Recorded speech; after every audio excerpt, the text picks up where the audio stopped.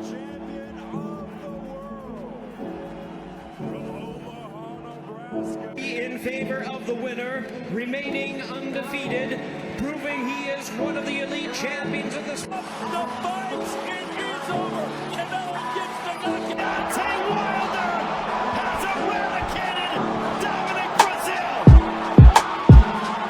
He is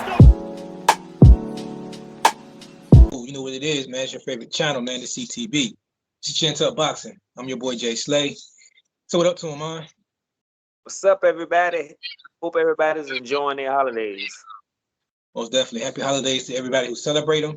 But we're here to talk about boxing, man. We're here to talk about the fight, man. The fight that we had this past weekend. We told you guys it's going to be a barn burner. It's up for debate between 1A and 1B on which you have a fight of the year. So far, my fight of the year is still the Wilder Fury fight. I think that fight had more drama in it. This fight had drama, but I think the Wilder Fury fight just topped it with the drama. So that's still a fight of the year for me. But this was a close second fight of the year, man. I enjoyed watching the fight. I was on the edge of my seat, man. What about you, man? How you enjoy watching the fight? I love the fight, man. It was back and forth. It was certain times where I felt like Terence Crawford would push. He answered the bell. I thought a couple times Porter was fading. He came back a couple times. And I thought it was a chess match. I thought it was a lot of thinking going on in there. It was a plan A, B, C being executed in that fight. And it showed why Terence Crawford is the elite of the elite in this fight. So, yeah, like you said, right behind Wilder and Fury, this probably was the second best fight of the year so far. Yeah, man, I enjoyed it. It kind of went how I called it. The only thing I was wrong on was the round of the stoppage. I called for 11 stoppage. It got stopped in the 10th.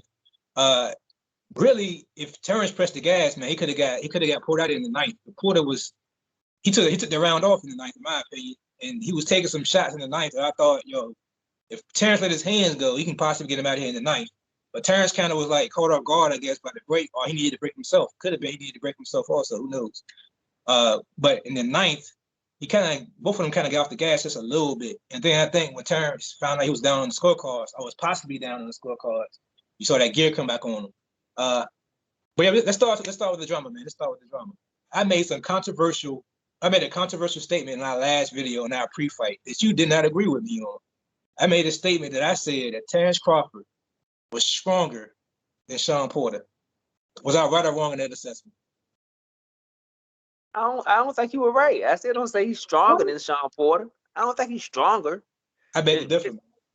I don't know if he was physically stronger than Shawn Porter. I wouldn't say that. I mean, he hit harder. It was a moment in the first. It was a moment in the first and second round where they was testing each other's strength. Terence actually did it first.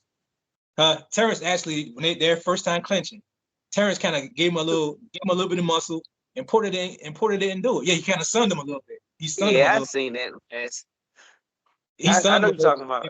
And Shawn didn't budge back. And then when Shawn was trying to muscle him, like Terence, man, he either moved him out the way, like get him some Olay style, some bull rushing style, had him run into the corner, almost like Ricky Hatton, I guess Floyd did. Only difference it wasn't a punch. He actually hit him behind the head, right him by the head, and pushed him in the corner. Yeah. And then there was one part that kind of pissed me off, man, where I thought it was being too friendly with each other. It was one clinch in particular. I can't remember exactly what round it was, but it was one clinch in particular where Shawn, he did manage to get Terence towards the ropes. But then when Terence was looking like he was about to go up against the ropes or through the ropes, Shawn kind of pulled off, like kind of backed up. And then on the very next sequence, Terence had the opportunity to get Shawn in the corner, and he backed off and didn't get Shawn in the corner. He kind of just gave Shawn the respect and let him get back to the middle of the ring. So in my opinion, I thought it was being a little too friendly in there with each other, and that what made it more of a chess match early than we thought it was going. Mm-hmm. Yep. Yeah, I hate when friends fight. I don't like when it's too friendly. I kind of like it. I mean, when it's bad blood. If you look at the best fights over the last couple of years, I mean, a couple that come in my mind: Wilder and Fury, bad blood, and you got one of the best heavyweight fights in history in the trilogy. I think of a fight like Tyler and Harrison. That was a damn good fight. That second fight was so exciting because them dudes did not like each other. I mean, the build up to the fight, it just lived up to it to me. That could have been a pay-per-view fight. I mean, of course, with Harrison not having the name, you couldn't, but I would have paid for that fight, knowing what I got. So I'm saying for me, when it's bad blood, it always brings the best as far as the competitor. When it's two guys that don't like each other because nobody wants to lose, especially when you talking about a sport where you got to beat each other ass. You know, you don't want to get your ass beat anyway, but get your ass beat by somebody you don't like makes it even worse. So when it's friendly, I don't like it too friendly. It just takes away from the fight a little bit to me, but they still put on a great show. But I think it also hurt too when it came to the promotion of the fight. They were just a little too friendly, a nice gesture, giving each other compliments back and forth. And that kind of killed the build up to the fight somewhat. I think it could have did a little bit better. I think it still did good to me as far as the numbers, but it could have did a little bit better if they weren't so friendly. Yeah, and if it wasn't on ESPN, but being promoted by Top Rank, it would have done a lot better. Because that promotion, they had a lot to do with the promotion. We all know Terence Crawford is not known to be a public figure to be promoting a fight. So I'm interested in seeing what promotional company you choose next, because if you choose PBC, they known to be you have to be self-promoting. You have to be more like inclusive in your own career almost, because PBC not gonna give you too much promotion. The only thing PBC do is promote the fight. They don't promote fighters. So Terence Crawford gonna have to learn how to be a more crowd pleaser outside the ring. But that's a different conversation. Yeah, I completely agree with you about the friends fighting each other, man. It showed in certain parts of the fight, and then around like the middle, like the early middle to mid middle rounds, you can see Shawn started to hit the gas a little bit. Shawn started taking the fight more to Crawford. Crawford was right there standing with him. It was actually another sequence in the fight where Shawn caught Crawford with a good overhand right, shook him a little bit, and then Crawford started throwing right back in the mix. Crawford was throwing shots, I feel like a millisecond too late in a lot of those instances. He was missing.